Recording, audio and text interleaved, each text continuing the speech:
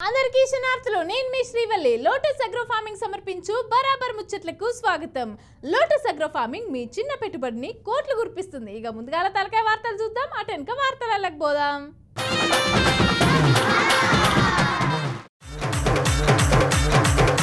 ముఖ్యమంత్రి ఇలాకల కేటీఆర్ సర్కార్ నడుచుకున్నాడు ఆర్పర్. పార్టీ మారిన ఎమ్మెల్యేలు గోడ మీద పిల్లులు. చిలుకూరు అయ్యగారిపై దాడి, చట్టం తన పని తాను చేసింది.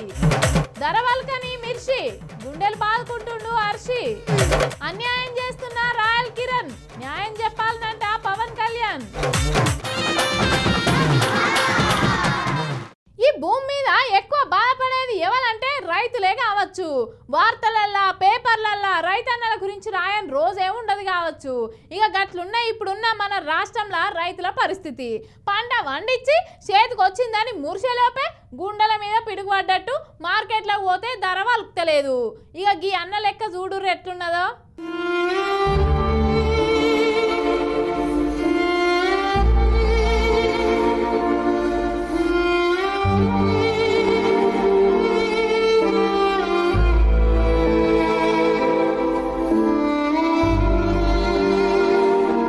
పోయే కొద్ది పొలం దూరం అన్నట్టు ఎంత దూరం పోయినా ఏ సర్కార్ వచ్చినా సరే మన రైతన్నల కష్టాలు మాత్రం తీరేటట్టే లేవు. ఈ అన్నం చూడుర్రి ఎట్లా బాధపడుతున్నాడు. మార్కెట్ల ధర చక్కగా లేక ఏడ్చుకుంటా గుండెల మీద ఎట్లా గుద్దుకుంటున్నాడు చూడుర్రి. అన్న ఈ కాయ చూడన్న, అసలు కాయ అట్టుందో చక్కగా కాయని 2 ఏళ్ళకు 3 ఏళ్ళకి అడుగుతుంటే నేనేం కావాలా అసలు ఇదంతా కోసం ఈ అన్నం మీద అసలు ఇక్కడ ఊపిరిపోతే ఎంత నేను ఏం సమాధానం చెప్పుకోవాలా.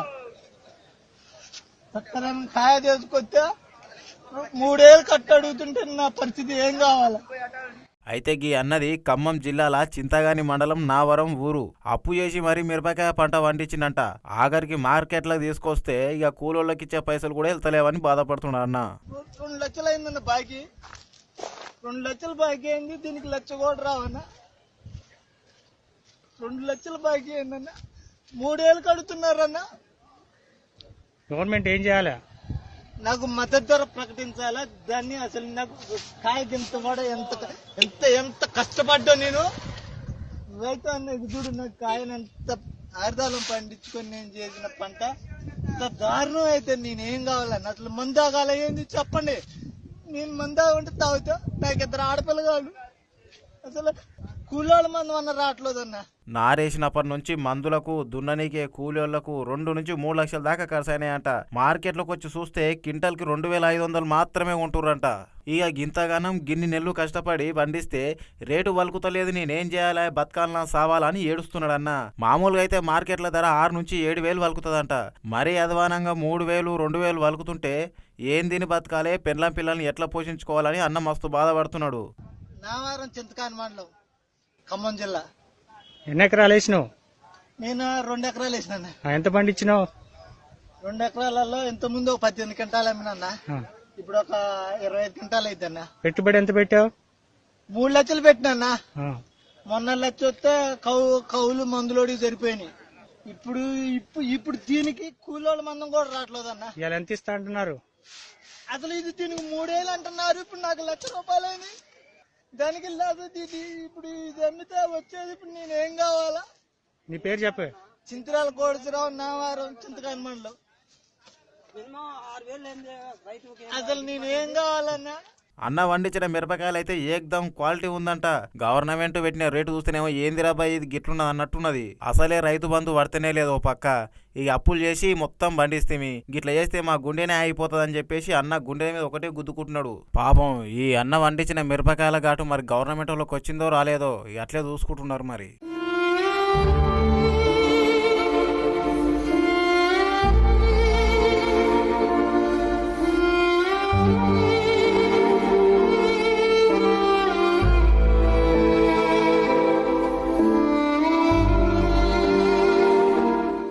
ఏడా చూసినా కానీ నన్ను ఆయన మోసం చేసిండు, నన్ను ఈయన మోసం చేసిండు. ఇక గివ్వే వినబడతాన్నాయి. కొంతమంది మా వెనకాల పార్టీలు ఉన్నాయి, పైసలు మాకు ఎదురే లేదు అని అన్నట్టు ప్రవర్తిస్తాండ్రు. ఇంకో గీడ కూడా గట్నే గీ అక్కను నమ్మించి ఎంత మోసం చేసిండో చూడుర్రి. ఇలా పంచాయతీ ఏందో అరుచుకుందాం.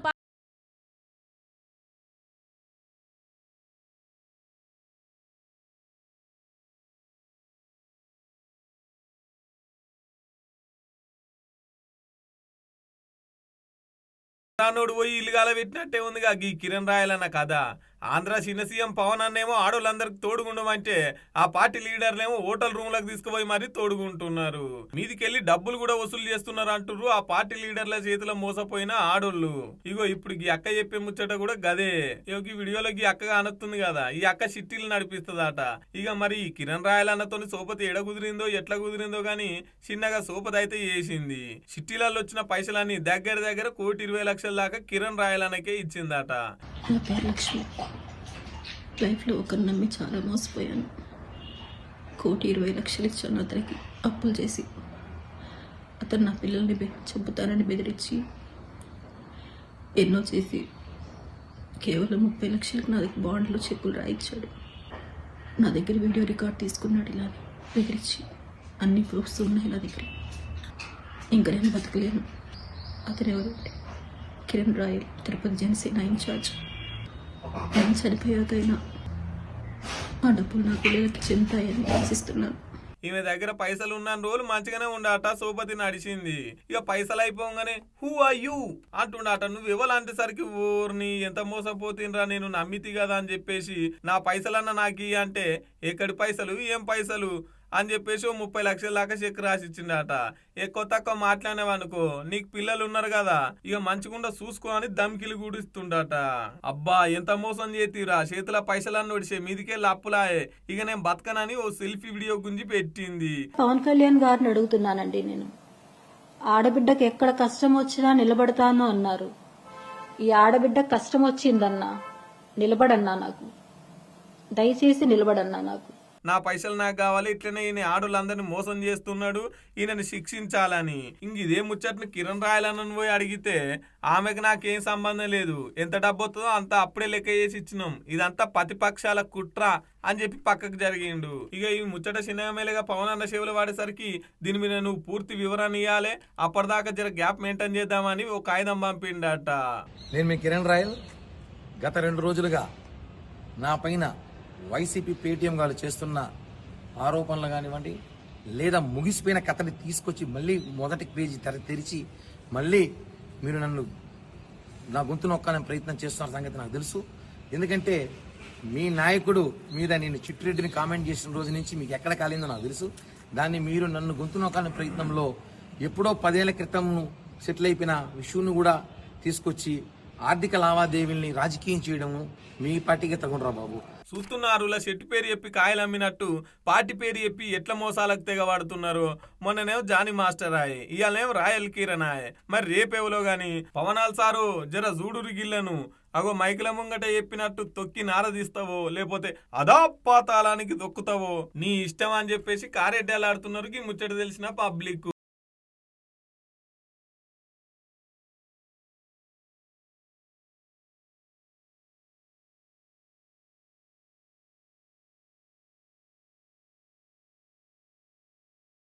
పేరు చెప్పుకొని ఏ పని చేసినా చెల్లుతుంది అనుకుంటాను ఏంది?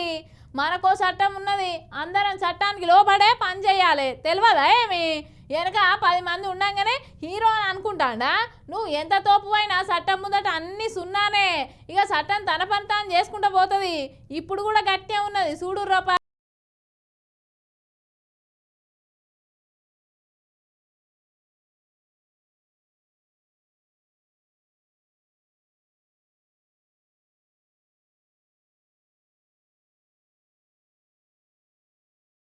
ఏ దేవుడన్నా చెప్పిండా నా కోసం లొల్లులు పెట్టుకోరని? ఏ దేవుడన్నా చెప్పిండా నా కోసం అది కావాలి ఇది కావాలి ఇట్లా చేయరు అట్లా చేయరని? ఎందుకు చెప్పుర్రి? దేవుని పేరు చెప్పి మనల్ని మనం కొట్లాడుకున్నాడు అని అంటారు. నేను చెప్పే ముచ్చటినాక మీరు కూడా యోగిడ కర్ర బట్టలు వేసుకొని కనబడుతుండగా ఒక ఆయనే, ఈయన పేరు వీరశంకర్ రెడ్డి. ఈయనది ఆంధ్రప్రదేశ్ అనపర్తి నియోజకవర్గం. ఈయన ఏసే పని ఏంటంటే మేము ధర్మ రక్షణ కోసం పనిచేస్తాం, మేము రాముని కోసం పనిచేస్తాం, రామరాజ్యాన్ని తీసుకొస్తాం, మాకు రాజ్యాంగం అక్కర్లేదు, ఇదంతా కావాలంటే మాకు కొంతమంది సైన్యం కావాలని చెప్పేసి మన తెలంగాణలో ఉన్న చిలుకూరు బాలాజీ టెంపుల్ అయ్యగారి దగ్గరికి వచ్చిండు. శ్రీరామచంద్రుడు గోత్రం వశిష్ఠ గోత్రం, ఆయన జాతి అందజాతి, ఆయన కూడా ఆంధ్రుడు అన్న విషయం మీరు మర్చిపోయారేమో. మిమ్మల్ని ఎవరైతే ఆశీర్వదిస్తున్నారో చిన్న జియర్ స్వామి త్రిదండి, ఆయనది అర్తమూరు. అది కూడా తూర్పుగోదావరి జిల్లా, మా ఊరికి కోతవేటు దూరంలో ఉంది. ఆయన కూడా ఆంధ్రుడే అన్న విషయం ఆయన చెప్పడం మర్చిపోయారో లేకపోతే మీకు తెలిసి జనానికి చెప్పలేదో నాకు తెలియదు, కానీ మీ గుడికొచ్చేటోళ్ళను మా టీంలో చేర్చాలి, అట్లా నువ్వు సహకరించాలని కోరితే అయ్యా నాకు దేవుని పూజలు చేయడమే వచ్చు కానీ గిసొంటి పని రాదనగానే ఇక కొద్దిగా వార్నింగ్ ఇచ్చి టైం పెట్టిపోయిర్రు. ఇక ఈ ముచ్చట తెలిసిన హిందూ సంఘాలు కూడా బగ్గుమంటున్నాయి. ఇక మన కేటీఆర్ సార్ దగ్గరికి పోయిండు పలకరిత్తానికి.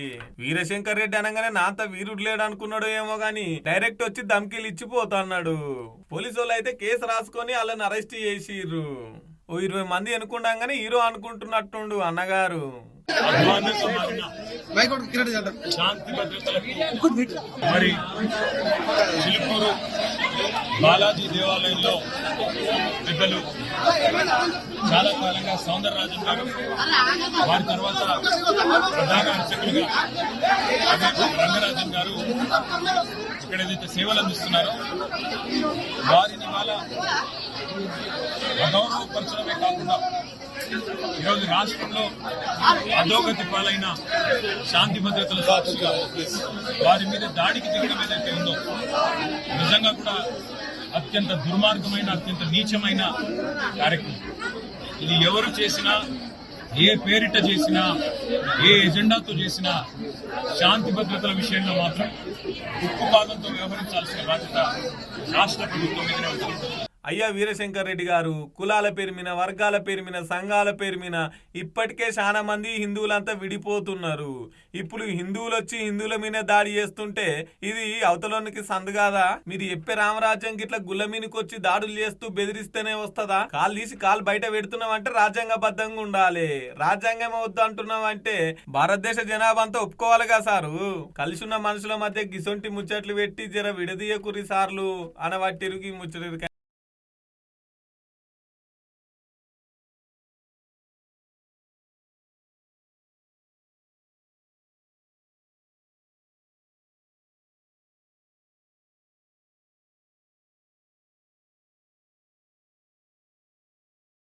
దానం నాగేందరు, తెల్లం వెంకట్రావు, గూడెం మైపాల్ రెడ్డి, ఇక కాలయాదయ్య, బండ్ల కృష్ణమోహన్ రెడ్డి, ప్రకాష్ గౌడు, డాక్టర్ సంజయ్ కుమారు, అరకెపూడి గాంధీ, పోచారం శ్రీనివాస్ రెడ్డి. ఇగో ఇప్పుడు గీ ఎమ్మెల్యేల గురించి ఎందుకు చెప్తుంది శ్రీవల్లి అని అనుకుంటారా? బీఆర్ఎస్ ల గెలిచి పార్టీ ఫిరాయించిన ఎమ్మెల్యేలు గీలే. మరి ఈ కేసు ఏం దాకా వచ్చిందో అరుచుకోవాలి కదా, అరుచుకుందాం పాన్రి.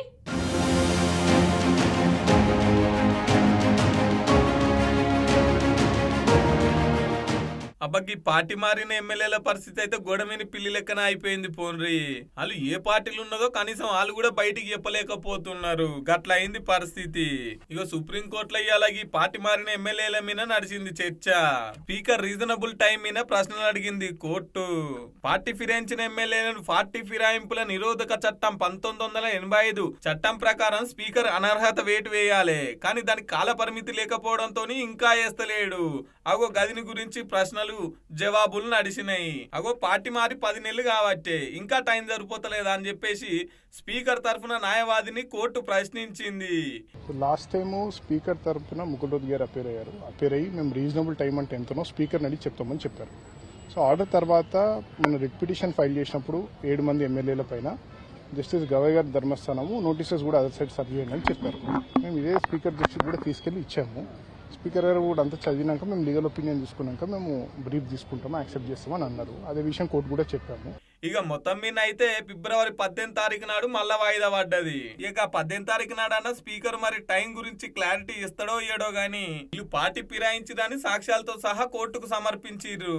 మరి ఏంది సారు తెలంగాణలో ఉప ఎన్నికలు వస్తాయా, ఈ పార్టీ మారిన ఎమ్మెల్యేల మీద అనర్హత వేటు పడుతుందా అని అడిగితే 100% అనబట్టిండు లాయర్ సాబు. సుమోటోగా సుప్రీంకోర్టే డిసైడ్ చేసి వాళ్ళందరినీ డిస్క్వాలిఫై చేసింది ఎమ్మెల్యేలు, 13 మంది ఎమ్మెల్యేలను బీఎస్పీ వాళ్ళని. సో అది పాయింట్లెస్. అది స్పీకర్ డిసైడ్ డైరెక్షన్ ఇవ్వలేదని హైకోర్టు చెప్పడం దట్ ఇస్ పాయింట్లెస్. తెలంగాణలో ఉప ఎన్నికలు వస్తాయంటారు. 100% వస్తాయి.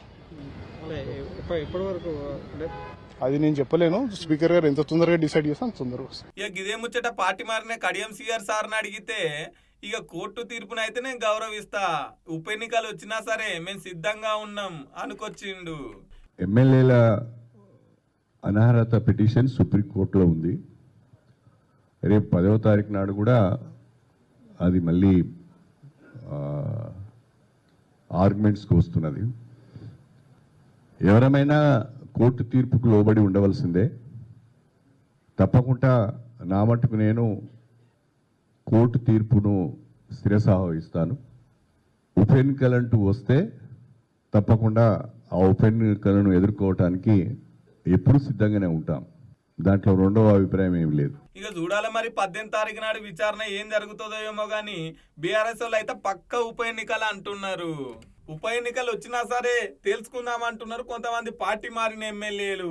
ఇంకొంతమంది అయితే ఇంకా క్లారిటీ లేకుండా ఈ పార్టీలు ఉన్నామా ఆ పార్టీలు ఉన్నామా అన్నట్టే ఉన్నారు. రాజకీయం అంటేనే జంపింగ్ రాజకీయం అయిపోయింది. పోండ్రి ఏ రకంగా ఈ పార్టీ మారిన వారి మీద వేటు పడాలి, ఉప ఎన్నికలు రావాలని ప్రజలు కోరుకుంటున్నారు. ఆ విషయంలో కూడా తప్పకుండా పార్టీ పరంగా కూడా ఫాలో అప్ చేస్తాము.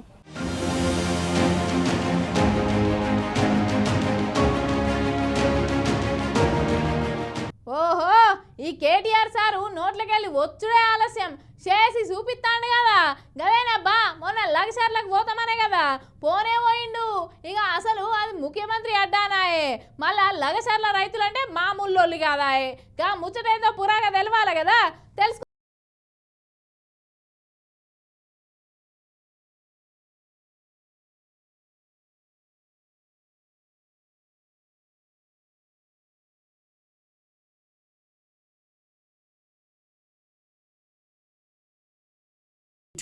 పోడుతోనే పెద్ద బొట్టు పెట్టి కేటీఆర్ సార్కు వాళ్ళ సంస్కృతి సాంప్రదాయ పరంగా స్వాగతం పలికిర్రు.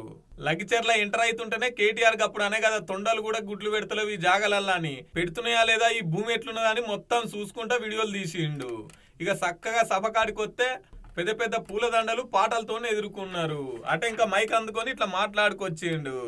14 నెలల పరిపాలన చూస్తా ఉంటే ఒక్క పని రైతుల కోసం చేసింది లేదు, ఒక్క పని మహిళల కోసం చేసింది లేదు, ఒక్క పని పెద్ద మనుషుల కోసం చేసింది లేదు, ఒక్క పని ఇక్కడ ఉండే యువత కోసం చేసింది లేదు. ఎవరి కోసం పనిచేస్తున్నాడంటే అనుముల అన్నదమ్ముల కోసం, ఆయన అల్లుని కోసం, అదానీ కోసం, బావ మరుదుల కోసం, ఆయన కుటుంబ సభ్యులకు 100,000 కోట్లు దోచుకోవడానికి, ఇక్కడ భూములు గుంజుకోవడానికి మాత్రం బ్రహ్మాండంగా పనిచేస్తా ఉన్నాడు. రేవంత్ రెడ్డి గెలిచి ఏడాది అయిపోతున్నా ఇప్పటి వరకు మహిళలకు గాని రైతులకు గాని పేదోళ్ళకి గాని ఏమీ చేయలేదట. మరి ఇప్పటిదాకా చేసింది ఎవరి కోసమయ్యా అంటే అన్నదమ్ముల కోసం, అల్లుని కోసం, అదాని కోసం, వీళ్ళ కోసం పని చేసుకొచ్చిండట. అల్లునికి కట్నం కింద భూమి ఇవ్వడానికి లగచెర్ల హక్కింపేట రైతుల భూములు ఇద్దామనుకుంటుండట. అల్లునికి కట్నం కింద లగచెర్ల భూములు హక్కింపేట భూములు ఇచ్చినందుకు మాత్రం సూటి పెట్టిండు. మా ఆడబిడ్డలు, గిరిజన ఆడబిడ్డలు ఒక్కసారి యాద్ చేసుకోండి. ఇంతకుముందు మా తమ్ముడు గోపాల్ నాయక్ వచ్చి చెప్తున్నాడు, హీరియా నాయక్ వచ్చి చెప్తున్నాడు నాకు, అన్న ఒక మాట చెప్పు, మా ఆడపిల్లలు లంబాడ ఆడపిల్లలు తాండ దాటి బయటికి కోరన్నా ఎప్పుడు అసొంటిది మంత్రులు పోయే ఢిల్లీకి మా ఊళ్ళని పోయేటట్టు చేసిండన్నా రేవంత్ రెడ్డి, ఆ మాట చెప్పు అందరికీ అని చెప్పిండు. లగిచెర్ల రైతులను 40 మంది 40 రోజులు జైలేసే కదా. ఇక ముచ్చట్ల ఆడోళ్ళంతా పోయి ఢిల్లీకి పోయి మంత్రులను కలిసే ఆగో ఊళ్ళకెళ్ళి ఇప్పటిదాకా కాలు కూడా బయట పెట్టలే. గసంటిది మమ్మల్ని మంత్రులు తిరిగే జాగలలో తిప్పుకొచ్చిర్రు అనుకొచ్చిండు. ఇక లాస్ట్ కో సవాల్ విసిరిండు. రేవంత్ రెడ్డి గారు మీకు దమ్ముంటే రాజీనామా చేయిరి, ఇప్పుడు తెలుసుకుందాం. ఒకవేళ మాకు 50,000 మెజార్టీ కంటే తక్కువ ఓట్లు వచ్చినాయి అనుకో, నేను పూర్తిగా రాజకీయ సన్యాసం తీసుకుంటా అని సవాల్ విసిరిండు. రేవంత్ రెడ్డి గారు నీకు ఒక బంపర్ ఆఫర్ ఇస్తున్నాం, చలో నీకు ఒక బంపర్ ఆఫర్. నువ్వు అంటున్నావు కదా నేను కుల గణన చేసిన బీసీలందరూ సంతోషంగా ఉండ్రు, నేను రైతు బంద్ వేసిన రైతులందరూ సంతోషంగా ఉండ్రు, రైతు కూలీలకు పైసలు వేసిన వాళ్ళు సంతోషంగా ఉన్నారు, అందరు ఇండ్లకు కాయిదాలు ఇచ్చిన పేదోళ్ళందరూ సంతోషంగా ఉన్నారు అంటున్నావు కదా. దమ్ముంటే రేవంత్ రెడ్డి కొడంగల్ ఎమ్మెల్యే పదవికి రాజీనామా చేసి మళ్ళీ ఇక్కడికి రా, ఎవరు గెలుస్తారో చూద్దాం. నీకు మాటిస్తున్నాం. మేము ఇంతమంది రాము, నువ్వు భయపడకు. మేము ఇంతమంది రాము ప్రచారంకు. మా పట్నం నరేందర్ రెడ్డి నామినేషన్ వేసి ఇంట్లో కూర్చుంటాడు, బయటికి కూడా రాడు. మేము జిల్లా నాయకులం కొంతమందిని తిరుగుతాం. గెలుసుడు కాదు నేను చెప్పేది. 50,000కు ఒక్క ఓటు తక్కువ వచ్చినా నేను రాజకీయ సన్యాసం చేసి మళ్ళా రాజకీయంలో కూడా ఉండా. ఇది వాస్తవం. ఈరోజు కొడంగలే కాదు రాష్ట్రం మొత్తంలో వాస్తవం ముఖ చిత్రం ఇది. కొడంగల్ అంటే రేవంత్ రెడ్డి గారి సొంత ఇలాకానాయే. అడికి వచ్చిన పబ్లిక్ చూసి ముఖ్యమంత్రి సొంత ఇలాకా, రేవంత్ రెడ్డి సొంత నియోజకవర్గంలోనే పబ్లిక్ గీతీర్ల మాట్లాడుతున్నారంటే రేవంత్ రెడ్డి పాలన ఎట్లుందో దీన్ని బట్టి చెప్పొచ్చు అని చెప్పేసి పొలిటికల్ లీడర్లు పొట్టు గుసగుస పెడుతున్నారు. ఇంకొంతమంది ఏమో తమ్ముడు రాష్ట్రాన్ని వెళ్తుంటే అన్న తిరుపతి రెడ్డి మాత్రం కొడంగల్ని వెళ్తున్నాడు అన్న పట్టిర్రు. ఇక రైతులు గిరిజనులేమో పానం పోయినా మంచిదే కానీ మేమైతే భూమి నిష్పెట్టామంటున్నారు. రేవంత్ రెడ్డి మాత్రం కావాలే పట్టు వచ్చి నాకు భూములు అంటున్నాడు. ఇక చూడాలే మరి పోరాటం ఎంత దూరం పోతుందో.